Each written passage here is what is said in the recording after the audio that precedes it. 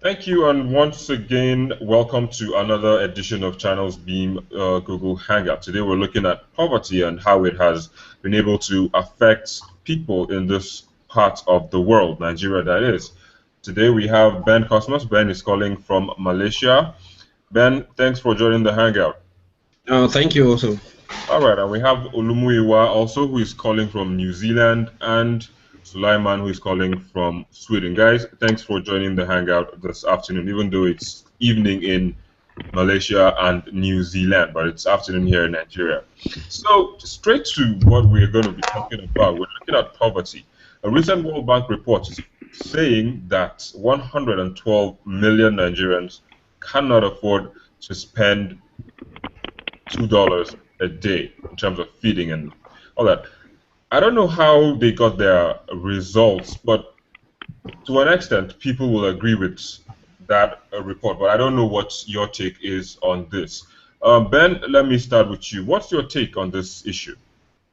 My take on this issue is that I think I've seen that figure also, the World Bank and whatsoever. I think it has been there for a long time, but I think one of the main major causes of corruption in Nigeria, number one is poverty is corruption. Corruption has eaten into every nook and cranny of Nigeria, almost. So it's almost everywhere. You know, when our government officials are not sincere to us, so this is what we expect, and so poverty is on the high rise. And we see every year, every month, we see thousands of graduates are coming out from school, both people home and people abroad. So the number of jobs we have, the few jobs we have, is just meant for the few. I know what it is now for you to get a job in Nigeria. It's either you know someone in government or your father is a kind of big shot.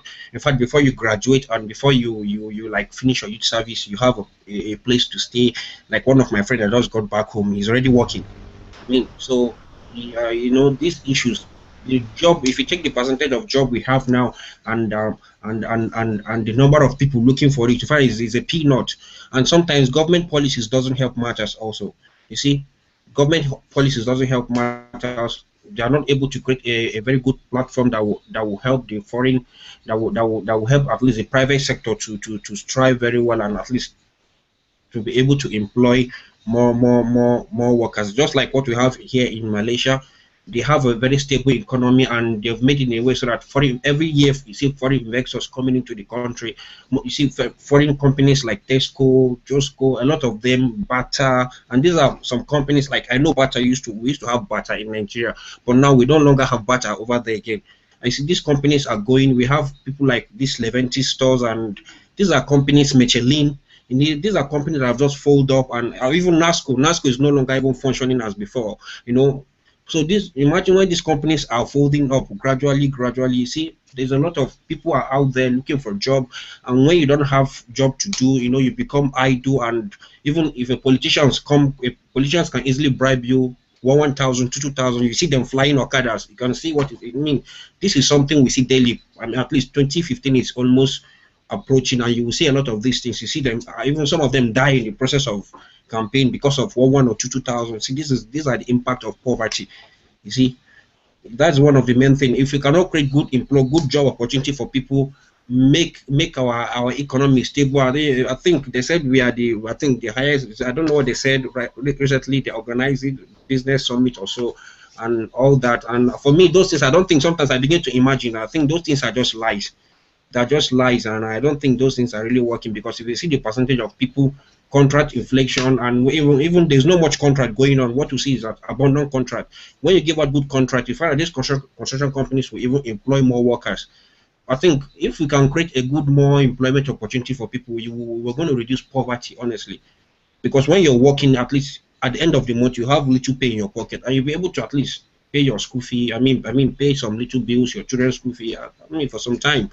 It's not easy. I know it's not going to be easy for this government to finish up everything within 4 years, 8 years, but at least they can create a very good foundation, a very good foundation, that when another government comes in, and he will work on that, and everything keep growing. But it's not that working. I see every if we cannot create a very good job opportunity for people, for the teeming youth, a lot of we have a very large human resources in the country, but everything is like wasting and wasting.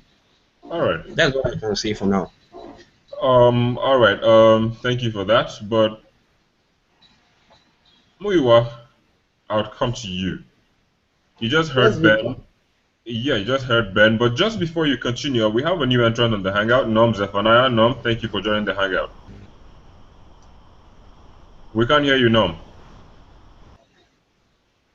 All right, I think you have issues with your audio. Probably you'd have to work on that, and then we'll get back to you. Now, Muiwa, you heard Ben. He made mention of some stuff. Some reasons why he thinks we're where we are in terms of the number of people living below the poverty line. What is your take? Do you agree Well, with him, or you think you have a different opinion? well, he obviously he's got some good points, but for me, as a political economist, you look at it from very different perspectives. It's not about we not having a government that can think. It's about there is no government at all, which is a systemic problem. And in the system analysis and framework, you look at an input-output mechanism. You look at 1 + 1 = 2. We have a one, but we don't have the other one, which will make it two. So we got youths, we got structures that the youth can build on to make their lives better, but we don't have a machinery that can transform those structures into reality. And it's not a problem that just started yesterday. It's a problem that started from 1960 when that entity called Nigeria officially came into existence. Those who sold the foundation of that country, those who laid the foundation of Nigeria, laid the foundation of Nigeria on very faulty grounds. The likes of the first Prime Minister, Tafawa Balewa, the great Zik, the Awolas of this world, started in Nigeria, not from the point of view of an independent, united entity, but on the point of view of a factionalized country where you have the northerners, you had the southerners, and at some point in time you had the easterners. So the competition for resource control came into being. And that competition for resource control led us eventually into corruption. And corruption destabilized the system that wasn't too good, but if it had been properly patched up, that could have worked. So from 1965, 1966 precisely, when we had the first coup, things went haywire. There was a civil war that distorted the economic settings that Nigeria had coming from independence. And then there was a Shagari regime that messed up everything.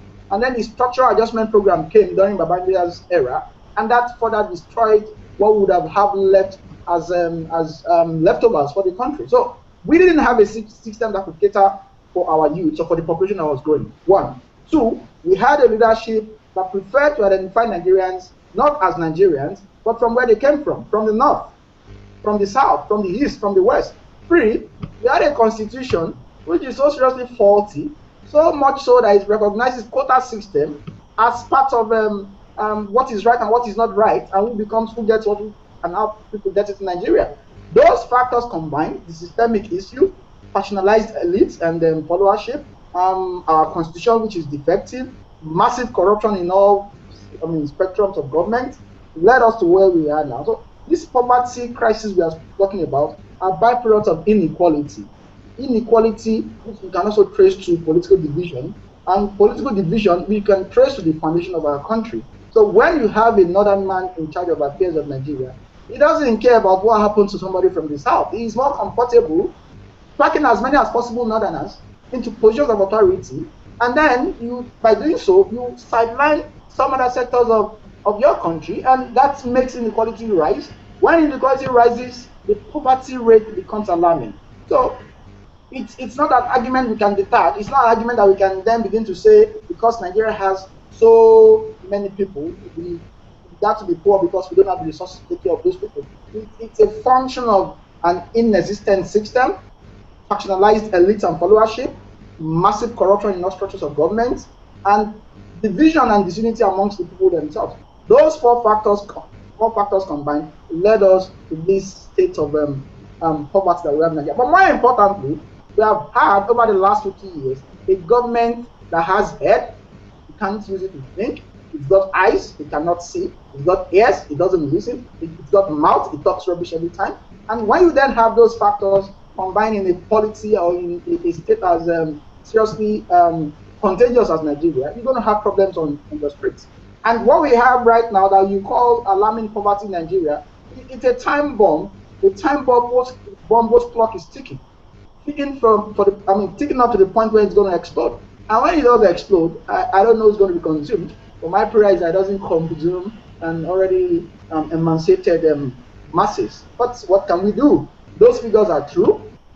There may be some elements of exaggeration in it, but trust me, I strongly believe out of the 160 or 70 million Nigerians we have, well over 50-55% of Nigerians are poor. And if you have that, at least 80 million Nigerians are poor. And that's, by all intent and purpose, for a country as rich as Nigeria, is a sad commentary on our state of being as a nation. And I think it's systemic anchored on problem of leadership that we have had over the years. All right. Well, I also hope that bomb doesn't explode anytime soon. Sulaiman, you heard Muiwa. He made some allegations, some startling allegations, and as to why he thinks we're where we are. Ben also made some of those allegations, but we are where we are, and the World Bank says we're the 5th most poor country in the world. We have the 26th largest economy in the world, and we also have a newly rebased economy. Why are we where we are?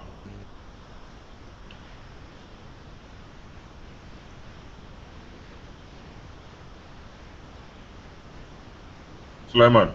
Yes, I think we are where we are today because of so many factors, like Muiwa has mentioned a few of them, but the statistics by the World Bank, I think, it's completely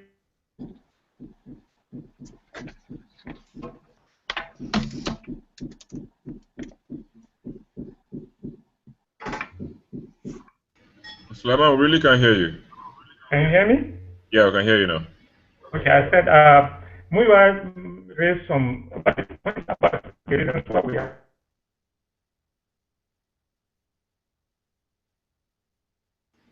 Sulaiman, your audio is bad.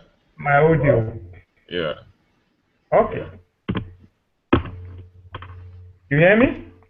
Yeah, we hear you now.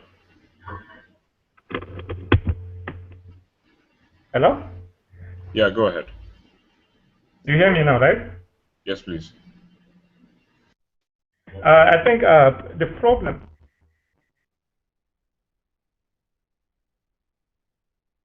Sulaiman, I think the audio gets really audio bad when you're when you're talking. Yeah, but can you hear me now? Yeah, we can hear you, but when you start talking well, when you start talking well, like it breaks off. How about now? Okay, now you're good. All right. So I said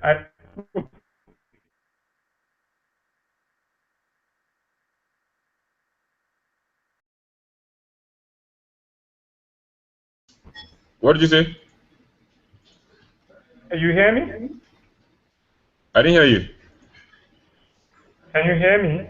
Yeah, we can hear you, but I don't know what happens when you start talking. Your audio just fizzles out. Okay, I'll fix it. Talk to someone. Let me fix it. Okay, so while you fix that, let's come. We have Sonny. Sonny just joined the hangout. Sonny, thanks for joining. Good afternoon. Afternoon, Mr. Victor. How are you? I'm fine, thank you. How are you doing? I'm good. All right, great. So we'll come back to you, but before then, we have Norm. Norm, good afternoon, and thank you for joining the hangout. Thank you. Yeah. So you've heard the previous speakers, and you've heard their points as to why we are where we are. Do you agree with them, or you want to change? You have your position is quite different from theirs. I don't really get what the last speaker said. I'm just joining up and. Okay, Sonny, I'll come back to you. Let me speak to Norm now. Norm, can you hear me? Okay, Norm, you also have audio problems. I think you need to sort that out, and we'll come back to you.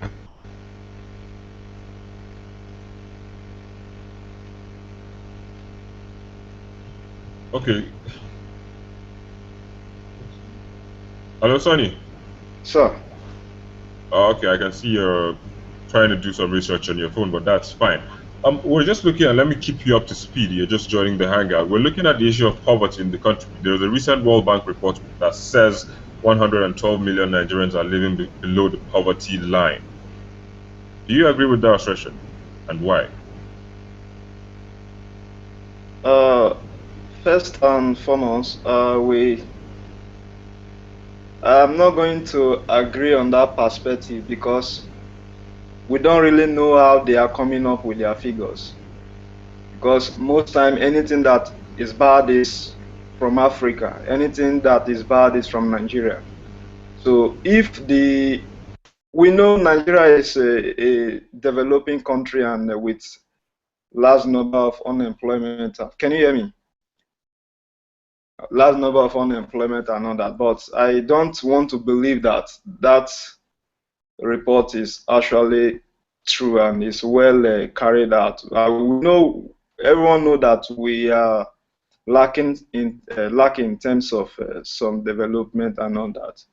So I don't want to agree with that figure because we don't know how they come up with that research. We know that we are developing country. We are not that in the competition with that other developed nations. So I don't want to agree with that figure because we don't know how they come up with the figures. The life we live now is more than the days whereby someone will sit in America and tell you that this is what is happening in your country. How do you come up with those figures? How do you carry out the research? Are they being fair? So these are the things we have to look into before coming into conclusion with such statistics, because I don't want to believe that that number of people are unemployed in Nigeria. We know we don't have those industries that employment is booming. So I don't want to believe anything that these foreigners say about our African countries, because most time they are not, what they are saying is not even the truth. We in Nigeria, we just keep up saying that this is what they say. We know we are not developed, but I don't want to agree with the report that any organization is saying about Africa country, because they don't even come to see what is going on. They will just come up with figures. How did they carry out those figures? So this is a modern world. Someone don't have to come up with some figures to say that this is. How do you come up with those numbers? How do you carry out your statistics? Where did you go to in Nigeria? How many states do you visit? How many local government do you visit? So they don't need to.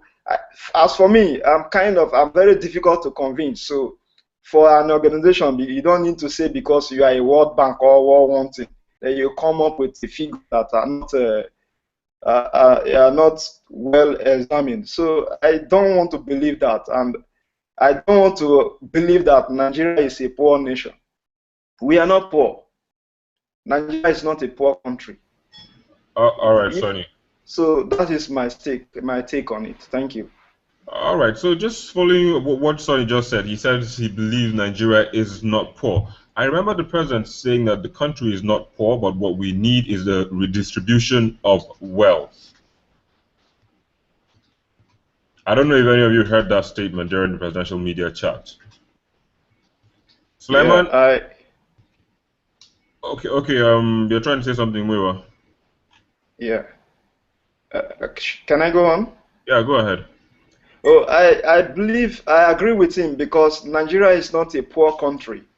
We are naturally blessed in every part of the country, every part. But we just want to follow the easiest means of getting money. That is giving some money to some foreign companies to come and exploit our oil. Then we all just sit down and wait for mountain to collect allocation from the federal government and share it all. That is the problem we have. Nigeria is not poor. We have all it takes to compete with any country in the world. Just that we don't have those right people to manage these resources. And when I say right people, it's not only those in the government, it's all our fault, because we sit down and wait for God to come and change what we are looking for. That will not happen. Those developed countries we are running into, people make it happen for them to be in that level they are. So if Nigeria is not getting anything right today, it's due to the lack of unity among the citizens to fight for one cause. So that is what I will say, because I don't see Nigeria as a poor country. I have not been to all the parts of the country, but the little I've visited, it is not a poor country. If Nigeria is a poor country, have you traveled to some Africa countries or even the Asia continent, some countries? We are not poor people. We are rich. We are naturally blessed by God. We just need the right people to manage our resources. That is all we need. Thank you. All right, Sonny. I hope we do get those people to manage those resources. Norm, can you speak now? I think we should be able to hear if you fixed your audio. Stop this one. Stop this one. I can't hear you, Norm. I can't hear you. All right, I think you still need to fix that audio. I'll come back to you. Sulaiman?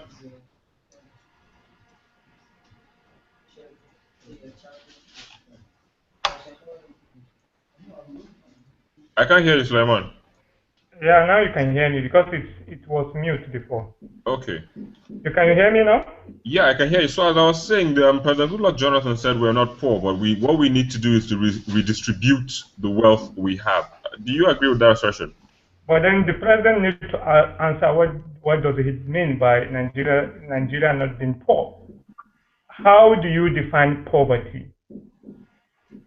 The president needs to understand you don't define the richness of a nation by natural resources you have in abundance. You define wealth of a nation on so many indices like healthcare, education, infrastructure, security, and so forth. Those are the indices you use to measure wealth of a nation, not the resources. I disagree with the president by saying Nigeria is not poor. Nigeria is a poor as a nation because 120 million Nigerians are living poor.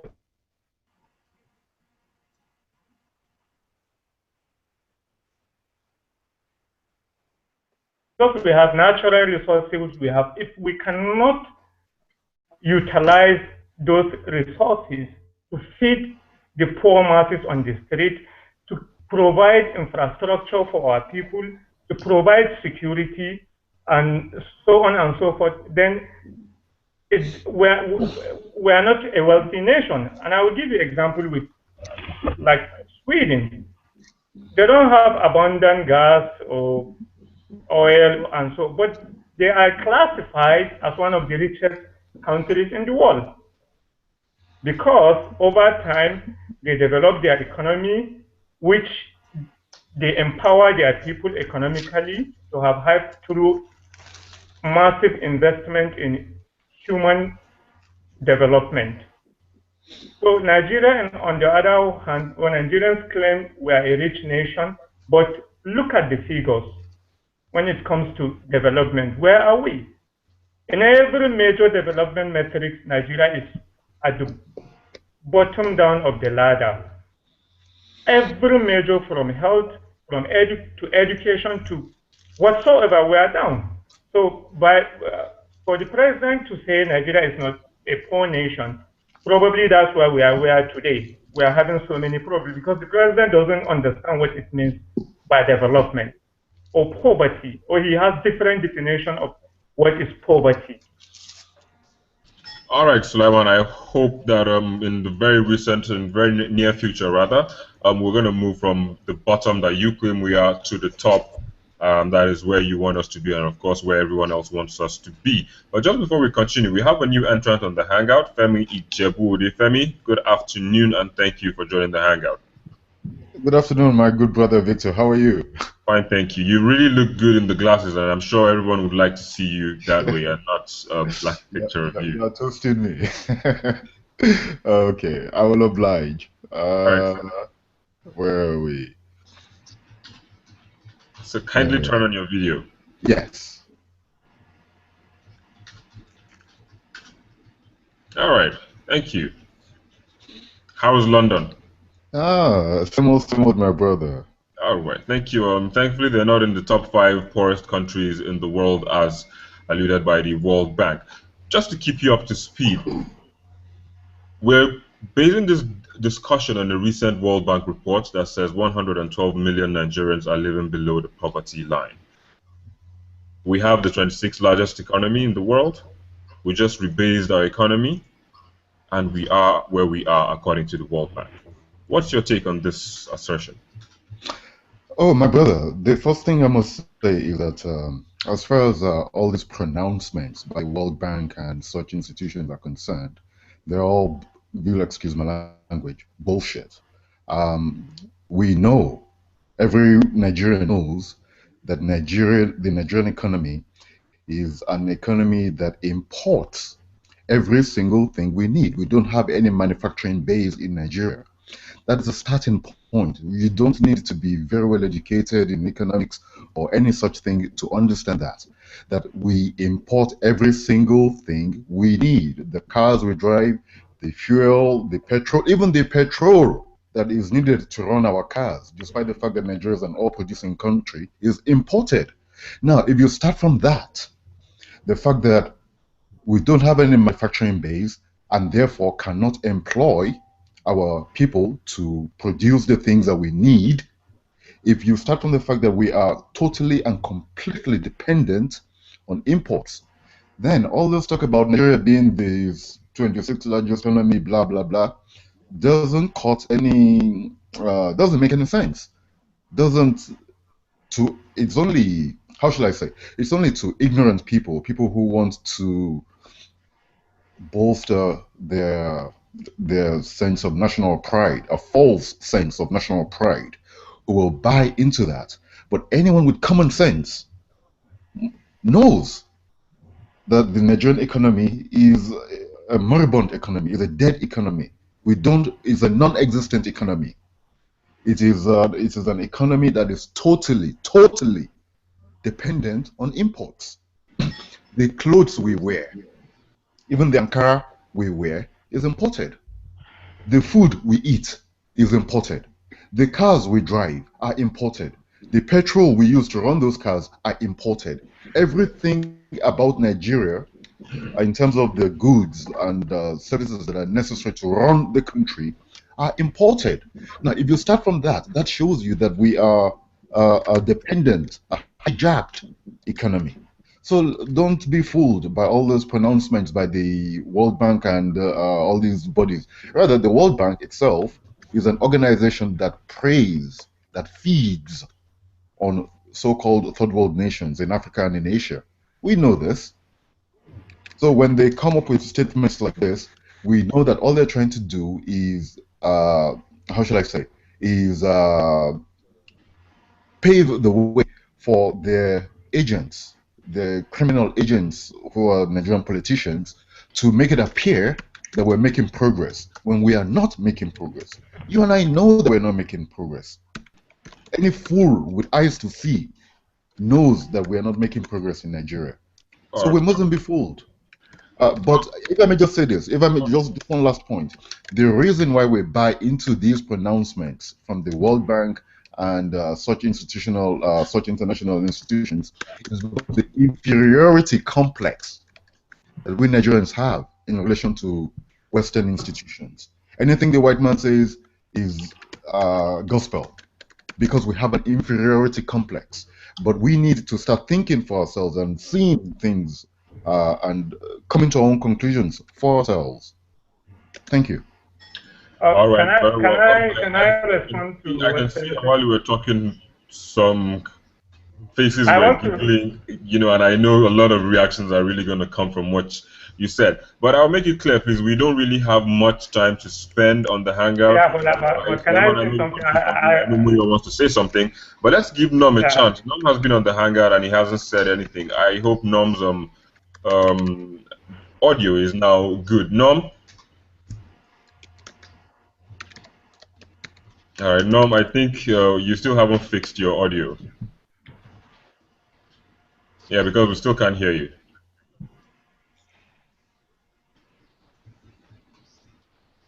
So while we again wait for you to fix that. Sulaiman, let me give you the right to reply, Femi, first. But please be quick and be brief and concise because I'm sure Muiwa has something to say before we wrap this conversation. Well, I think the point Femi made about our economy as totally a dependent economy on foreign goods is right. But the case of World Bank, about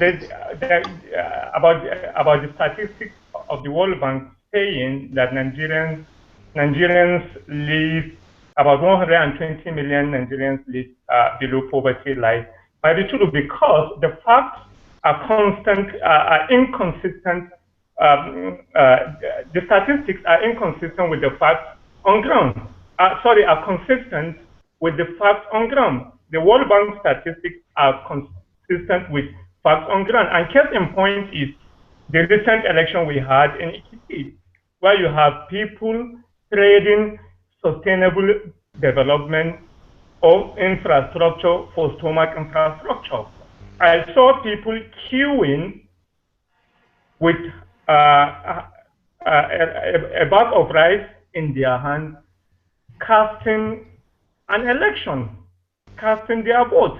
So that tells you the level of poverty we have in Nigeria. If people can mortgage their future for a bag of rice, I mean, that alone validates the World Bank statistics of about 120 million Nigerians living below poverty line, because there is if we are not poor as a nation, there is no way Nigerians will queue with a bag of rice and casting their vote for the sake of bag of rice, not for credibility of a candidate or what a candidate offers as his manifesto or anything. So I think the facts are okay, in my own opinion, from what you can see on ground in Nigeria.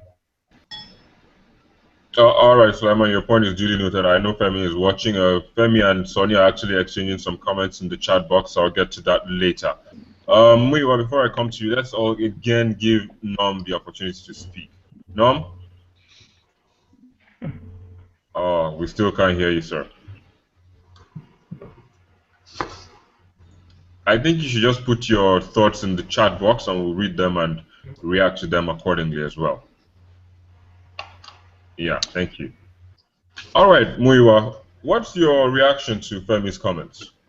Well, Victor, let me start by saying that there are two branches of economics when you are talking about whether a state is stable or unstable. There is a positive economics and a normative economics. The positive economics is what ought to be. The normative economics is what is. In Nigeria, what you have is a rich but very poor country. We're rich in terms of abundant natural resources. We're rich in terms of manpower. But in terms of the transformation of those abundant natural resources and human capacity, which we have in overabundance, into reality, we are very poor. We are rich in terms of structures that can make us better as a nation, but we lack the credible manpower, the right thinking individuals to pioneer those ventures into massive jobs for Nigerians. We are rich in terms of beautiful, hardworking youths, very, very hardworking population, extremely positive individuals, but we are poor in terms of giving these people resources that can transform their lives. So we are rich in Naira and Kobo, rich in natural resources, but poor on the ground, poor in terms of infrastructure, poor in terms of education, poor in terms of social welfare and then social amenities, poor in terms of inadequate welfare system, poor in terms of everything you may call sane. So what is the point of you having money in the bank and you are hungry? What is the point of you having money in the bank and you can't even afford to feed your family? What's the point of you having money in the bank and you can't even pay your children's school fees? What's the point of you having money in the bank and your wife cannot get quality health care? She wants to deliver. She's pregnant. She wants to deliver. She cannot have good healthcare systems to support her. So we are poor, whichever way you look at it.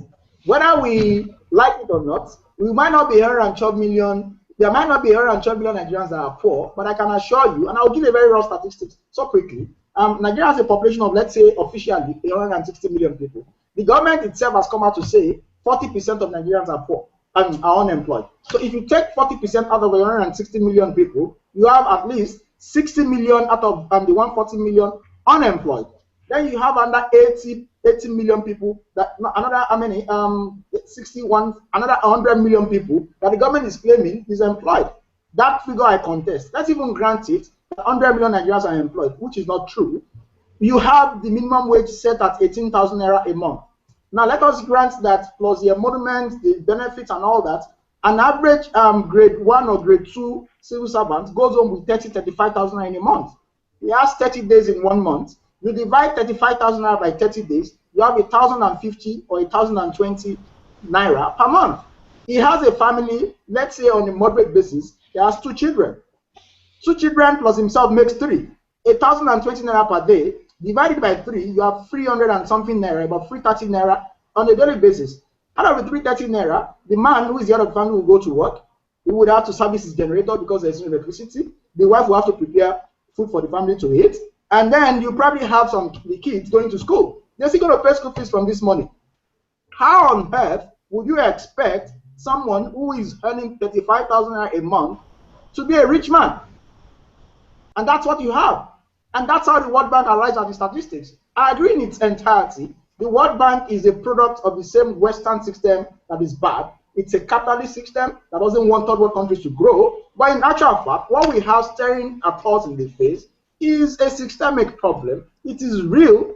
It is true that we are rich, but it is also true that we are poor. Because if you are rich and it doesn't tell on your citizens, you are a poor country. If you are rich and people like us who have maybe 1, 2 degrees cannot get good jobs in our country, we are a poor country. If you are rich and your people cannot even afford to manufacture pins, and your manufacturing sector is dead, and the most productive sector in Nigeria is Nollywood, then you are poor, my brother. If you are rich and your country cannot boast of stable electricity for 24 hours in any part of the country, then you are poor. I was monitoring your program this morning, your weekend sunrise edition, and I saw that electricity went off for 10 seconds.